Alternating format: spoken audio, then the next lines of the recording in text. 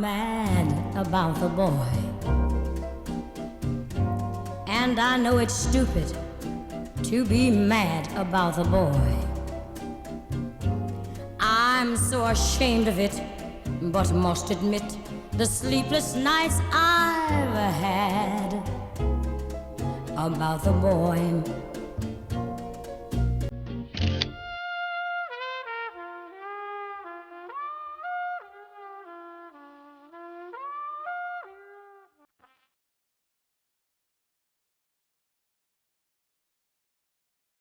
नाम तो उनका अब्दुल है ही था, मगर दिल वालियां उन्हें प्यार से हाय कहा करती थी। वो थे भी सर से पांव तक एक हसीन और दिलचस्प हाय,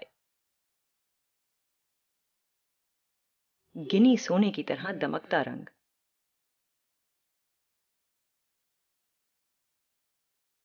सूरज की किरणों को शर्मा देने वाले खमदार बाल, गहरी सब्ज आंखें ऐसी कि एक बार कोई जी भर के उनमें झांक ले तो जन्म जन्म घनेरे जंगलों में भटकता फिरे। मीठी मीठी मुस्कुराहट, एक तहर के शहीद होने को जी चाहे। उन्हें देखकर खुदा की कुदरत याद आ जाती थी। मालूम होता था बड़ी फुर्सत से मजे ले लेकर उन्हें गढ़ा है। कमसनी ही से उन्हें दिल दुखाने का चस्का पड़ चुका था। गिरदोनवा की तकरीबन सब लड़कियां वक्तन फवक्तन दिल हार चुकी थी। जिस महफिल में चले जाते दिल वालियों के कश्तियों के पुश्ते लग जाते। शौहर अपनी बीवियां समेटकर चौकन्ने हो जाते। कवारियों की माएँ फौरन उनकी बहनों और माँ पर वारी सदक़े होने लगती। कॉलेज में ही थे कि पैगाम झड़ने लगे। नौकर हुए ही तो लोगों ने यलगार बोल दी। बहनों की सहेलियों की तादाद इस तेजी से बढ़ी कि शुमार करना मुश्किल हो गया। दे दावतों पे दावतें होने लगीं, एक से एक तीखी सलोनी हसीना माँ गाड़ियों जहेज समेत उन्हें जीतने पर तुल पड़ी। अगर बजाज 50-60 थान खोलकर सामने फैला दे तो अक्ल औंध जाती है, इंतखाब करना मुश्किल हो जाता है। यही हाल बेचारे हाय का हुआ। कभी एक पसंद आई, कभी दूसरी, कभी एक साथ कई कई पसंद आई और फिर सब जी से उतर जाती। कोई उनके मुकाबले की थी भी कहाँ। वो थे भी हुक्म का इक्का। उनके सामने कोई पान का अट्ठा था तो कोई नहला दहला।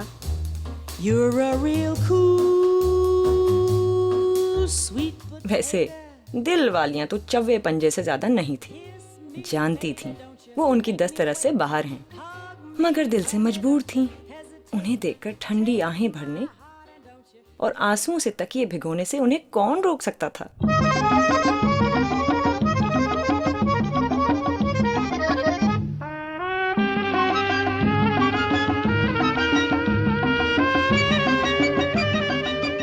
और बेचारी आलमा निरी पान की दुक्की थी।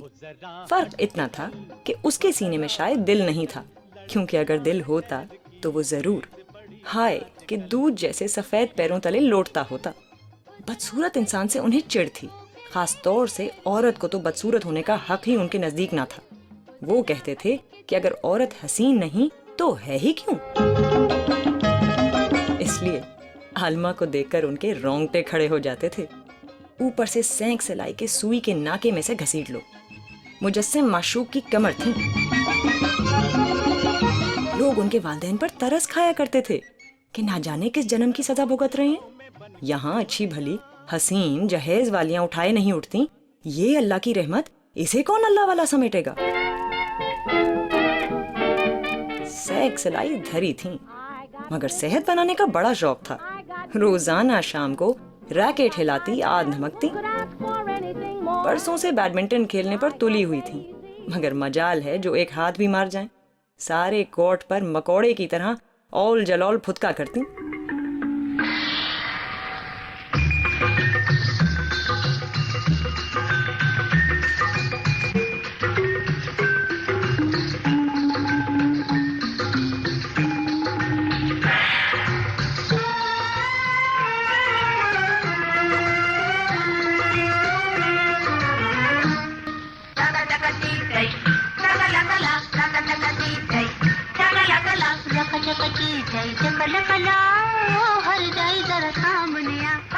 इस अनाड़ीपन पर जलकर हाई फौरन रैकेट फेंक कर धम से सीढ़ियों पर बैठ जाते। अरे अब्दुल हई साहब, इतने जल्दी थक गए? वर्जिश किया कीजिए अब्दुल हई साहब, नहीं तो मोटे तुल हो जाएंगे। शुक्रिया आपकी राय का आलमा खातून साहिबा। फिर क्या? कुछ नहीं। नहीं साहब, कही अपनी राय दीजिए, मैं सुन रहा हूँ। बेचारी दिलवालियों के ख्वाब चिकना चूर हो जाएंगे।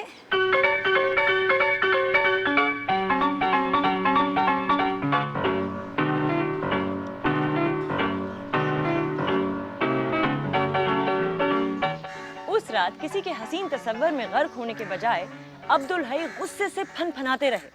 काली माटी, न जाने अपने आप को क्या समझती है, कमबख्त मरी हुई छिपकली, खुदा कसम उबकाई आती है। जब आलमा को मालूम हुआ कि हई उसे चिड़ी की दुक्की कहते हैं, तो वो गुलहरी की तरह महीन महीन आवाज में खूब हंसी। चलो, कोई एक बात तो अकल की कही। तुम्हारे सीने में दिल नहीं, जूते का तला है। तला बड़े काम की चीज होती है, पाँव में कंकर नहीं चुभते। तो क्या इरादा है तुम्हारा? क्या जिंदगी भर शादी नहीं करोगी? जरूर करूंगी, क्यों नहीं। और मोहब्बत? मोहब्बत बगैर शादी कब होती है? वो तो तलाक होती है। कोई भला आदमी मिला तो शानदार इश्क किया जाएगा। हाय के बारे में क्या ख्याल है? जिक्र भले आदमी का था। तो क्या वो भले आदमी नहीं? तौबा करो, भले आदमी, उनको तो आदमी कहना भी दगाबाजी होगी। तुम्हारा मतलब? अब्दुल हई आदमी नहीं माशूक है। भाई मुझसे तो ना झेले जाएंगे माशूक, मैं कहाँ से नखरे उठाती फिरूंगी। तो तुम समझती हो कोई तुम्हारे नखरे उठाएगा? जरूर उठाएगा। कौन? जिसको गर्ज होगी वो उठाएगा। कभी आईने में मुंह देखा है? रोज देखती हूँ और आईने से पूछती भी हूँ, आईने रे आईने, बता है कोई इस पूरी दुनिया में मुझसे ज्यादा हसीन? आईना कहता है, अजीब तौबा कीजिए।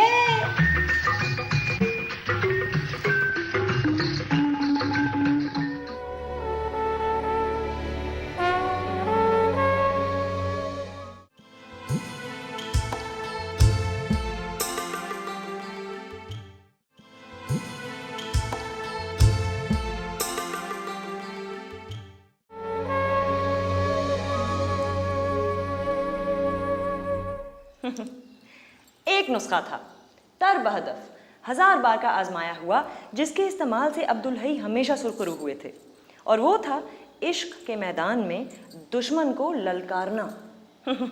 उसे अपने इश्क में गिरफ्तार करके सिसका सिसका कर उसका हुलिया बिगाड़ देना। सख्त तिगड़मबाजी की ज़रूरत होती है इस फन में। यूं धड़े लड़कियां पहल करके आशिक होने की आदी नहीं, पहले उन पर आशिक होने का मुकम्मल नाटक खेलना पड़ता है। रफ्ता रफ्ता उनका खेल नाटक ही बन गया था। पहली लड़की से उन्हें खुद ब खुद इश्क हो गया था। 16 बरस के थे, वो भी इतनी कही होगी, मगर उन्हें शादी के बाजार में अभी आने में देर थी। चुनाचे 2 साल बाद लड़की की शादी हो गई, और जब ये बरसरे रोजगार हुए तो वो 4 बच्चों की माँ बन चुकी थी। उस अरसे में उन्होंने कई इश्क किए। इश्क की मश्क से उनमें बड़ी पुख्तगी आई। ऐसे ऐसे गुर उन्होंने सीखे कि खुद कोरे निकल आई और मकाबिल चित हो जाए। हाथ इतना साफ हो गया कि पलक झपकते फतूहात हासिल होने लगी। नजर भर के देखा, 2-4 चटकते हुए जुमले तुली हुई आवाज में सरकाए। गंभीर हरी हरी आंखों से फंदा फेंका और माल गनीमत समेट कर चल निकले। मगर बदसूरत लड़कियों से इजहार इश्क कोई कैसे करे? बदसूरत लोग अपने गिर्द चट्टानें खड़ी कर लेते हैं। तिला मजबूत हो तो कांटा टूट जाता है। कम सिन भोली भाली हसीना को बहलाना तो उन्हें आता था, और किसे नहीं आता। मगर आलिमा की तो वही मिसल थी, ऊंट रे ऊंट तेरी कौन सी कल सीधी। राह बनाने के लिए कोई तो रोजन चाहिए, खड़ंजे से सर फोड़ना कहाँ की दानिशमंदी होगी। ऐसी बेबसी उन पर कभी ना छाई थी। सारी दिलवालियां भी मिलकर उस एक जख्म का मरहम ना बन सकीं जो आलिमा की उस कलाबंदी से रसने लगा था। उन्होंने बहुत जाल फेंके, लेकिन जली कटी बहसों के सिवा और कुछ हाथ ना आया। सोचा ज़ाहिरी हुस्न के जिक्र से कतरा कर कुछ रूहानी हुस्न का जिक्र छेड़ा जाए, मगर आलिमा फिज़िक्स में रिसर्च कर रही थी। भूत प्रीत से उसे दिलचस्पी ना थी। वैसे वो कुछ ज़्यादा बाशऊर और खुशखू भी ना थी। निहायत तड़ी कज बहस, आवाज़ मीठी थी पर बातें कड़वी कसीली। हई चढ़ गए, खसियानी बिल्ली बन गए। अब वो मजाक में कह लगाकर अपनी अम्मी से कहते, उस हसीना माजबीना को हमारा पैगाम भेजते, हम उस पर एक छोड़ हज़ार जान से आशिक हो चुके। ए बदीरू, रहम फरमा। जब किसी लड़की से पींग बढ़ाते तो वो भी होने वाली बहू पर आशिक हो जाती, उसके चाव चौंचले करती कि तौबा। फिर जब हई उकता जाते और उनका रवैया बदल जाता तो माँ का इश्क भी यकलक रफू चक्कर हो जाता। बहनें भी रुखाई बरतने लगती। सच है, वही सहागन है जिसे पिया चाहे। एकदम उसके ख़ानदान से किसी बात पर लड़ बैठती और बेटे की पुछ रखने को कह देती, ए भाई इस लड़की के तौर तरीके ठीक नहीं, चढ़ चढ़ के ना हक आती है। उसके बाद झट उस लड़की की शादी हो जाती या कहीं दिल की मुरम्मत कराने रवाना कर दी जाती और नई उम्मीदवार के सामने माँ बहनें मिलकर खूब उसका मजाक उड़ाती। भाई जरा सीधे मुंह बात कर लेता था तो बिल्कुल उतारू ही हो गई। शक्ल देखी उसने पिसूरी ने अपनी। अरे मुझे तो कभी वो फूटी आंख नहीं भाई। फिर सब मिलकर कोई नई लड़की पसंद करती, उसका आना जाना बढ़ाती, फिर सहरे के फूलों और चढ़ावे के सुहाने जिक्र छिड़ते। मगर आलिमा के लिए मजाक में भी पैगाम भेजने का जिक्र सुनकर चाहत की मारी अम्मी सहम गई। ना बेटा, ये मजाक पराई लड़की का उड़ाना अच्छा नहीं। और जो अल्लाह ना करे उनके बाबा ने कबूल कर लिया तो क्या हो? बस जान सी बबुलाइएगा। देख, मुझे ये बातें जरा नहीं भाती। अरे वैसे भी उनके बाबा तो खत दिमाग हैं। तो क्या हम उनकी साहबजादी को गाली दे रहे हैं? पैगाम ही तो भेज रहे हैं। चल हट दीवाने, सर आंखों पे उठाएंगे वो पैगाम। शरारत हद से गुजर जाए तो कमीनापन बन जाती है। ये मजाक कुछ इतना बढ़ा कि बात आलिमा के कानों तक पहुंची। सबने यही सोचा कि सुनकर रो ही पड़ेगी। ना बाबा ना, मैं कहाँ सारी उम्र जलेबियों के थाल पर से मक्खियाँ उड़ाती फिरूंगी। अब्दुल हई साहब ना माशूक हैं, ना तो उनमें किसी का शौहर और ना ही बच्चों का बाप बनने की कोई सलाहियत है। मुझ जैसी बदसूरत औरत की भी ऐसी सज़ा नहीं होनी चाहिए। ऐसा छबीला दूल्हा मुझे हजम नहीं होगा। भाई अंगूर खट्टे वाली बात है, वरना ऐसा हसीन दूल्हा मिले तो। ना भाई, ऐसे हसीन दूल्हे का मुझे क्या करना है, कोई किराए पे चलाना है। बहुत सुअर है कमबख्त, सूरत से बढ़ के दिल काला है।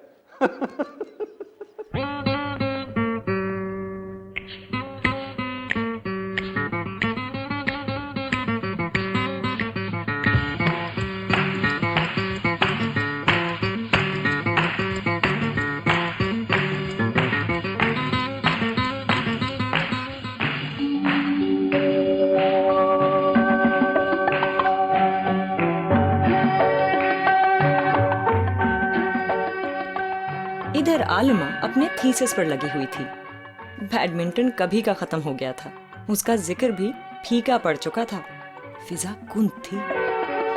हई ने बौखलाकर 2-3 और हाथ मारे। एक बुत काफिर पाकिस्तान से भी आई, मगर मालूम हुआ कि माल एक्सपोर्ट के लिए नहीं, हाँ दूल्हा को इंपोर्ट किया जा सकता है। माँ अमेरिकन फर्म में नौकरी। आलिमा ने सुना तो बिलक उठी। आए हाय, इन्हें एक्सपोर्ट करवा के चिल रोजे मंगवा लिया जाए। अल्लाह, कितना फायदा रहेगा, मुल्क का भी फायदा, कौम भी सुरखरू। हाय हाय, अंगूर खट्टे हैं तो थू थू और मिल जाए तो हप हप। मगर आलिमा अपनी बात पर अड़ी रही। अब्दुल हई खां का वजूद कौम और मुल्क के लिए फ़ख्र की बात नहीं। वैसे औरत ज़ात के लिए तो वो जहर हलाहल हैं। वो दिलों से खेलते हैं और खेलते रहेंगे। बूढ़े खूसट हो जाएंगे पर यूं ही मैदान मारते रहेंगे। ना जाने कितने घर बिगाड़ेंगे, कितनों की बीवियां भगाएंगे और कितनों का दिल खाक में मिलाएंगे। हई ने सुना तो खूब हंसे।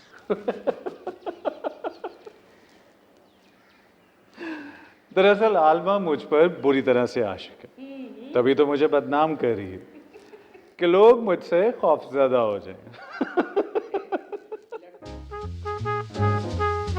अम्मा बहनें तो आलिमा को कोसने लगी, जल कुकड़ी मुर्दार, और नई उम्मीदवार के ख्वाब देखने लगी।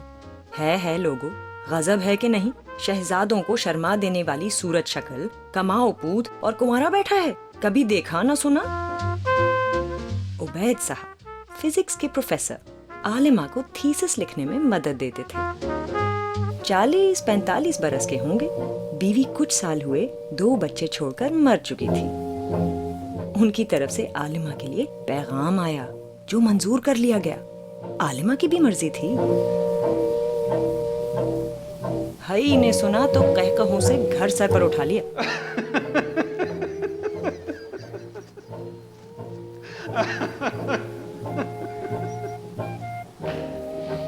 राम मिलाई जोड़ी, एक अंधा एक कोड़ी, चल 2 घर नहीं बिगड़े।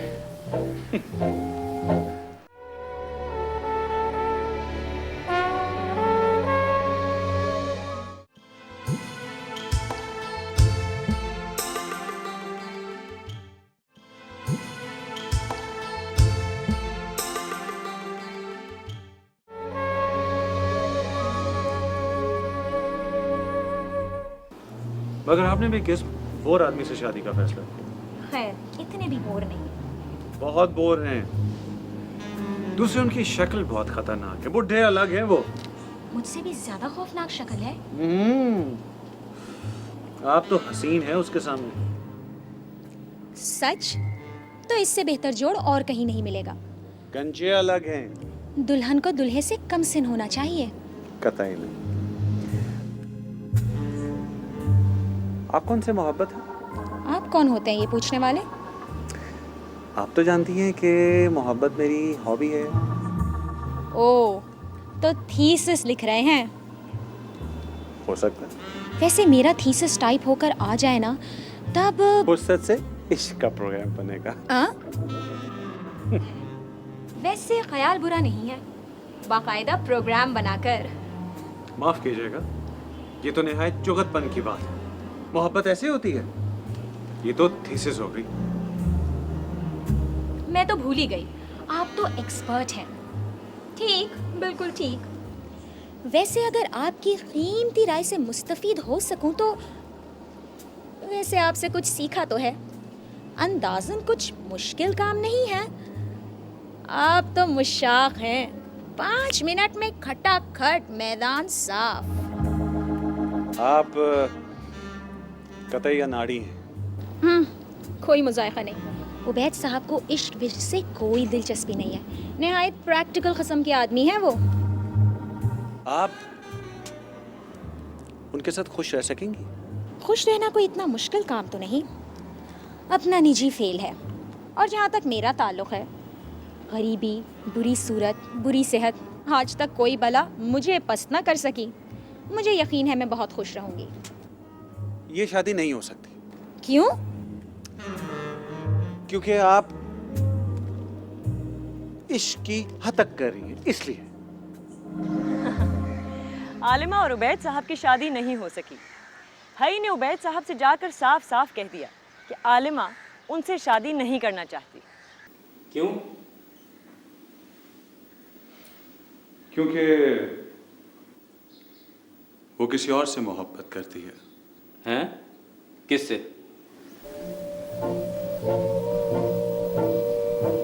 मुझसे।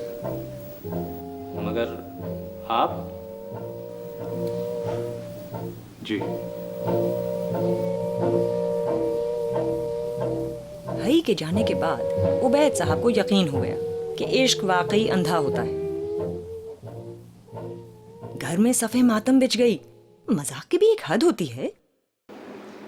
उस गरीब की जिंदगी बर्बाद करके भला तुझे क्या मिला? इस बदनामी के बाद अब उस निगोरी को कौन को भूलेगा।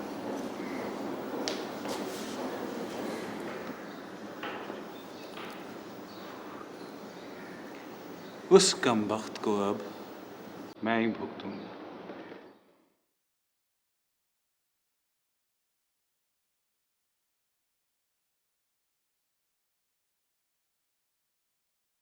चाहे कयामत हो जाए, मैं इस पगले से शादी नहीं करूंगी। इसीलिए मुझसे शादी करना चाहता है ताकि सब औरतें इस पर रहम खाकर मेहरबानियां करती रहें। पगला कैसे हुआ?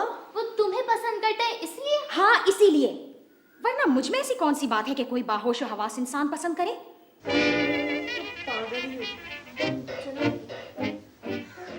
क्या क्या हंगामे हुए, खुदकुशियों की धमकियां चले। अरे तुझे तो सारे जिंदगी चिड़ी की दुग्गी से घिन आती थी। तो वो तो आती और आती रहेगी। अरे क्या हो गया मेरे लाल, क्यों अपनी जिंदगी मिट्टी में मिला रहे हो? काली माई ने जादू कर दिया।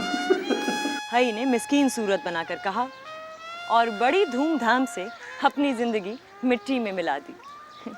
देख लेना, 4 दिन में तलाक देकर मैके फेंकवा देगा। सबने पेशन गोई की। आज उस हादसे को 11 साल हो चुके हैं। उस बेहंगम जोड़े को देखकर दिल से एक लंबी चौड़ी हाय निकल जाती है। सच कहते हैं, चिड़ी की दुक्की अगर तुरुप की हो तो हुक्म का इक्का कट जाता है।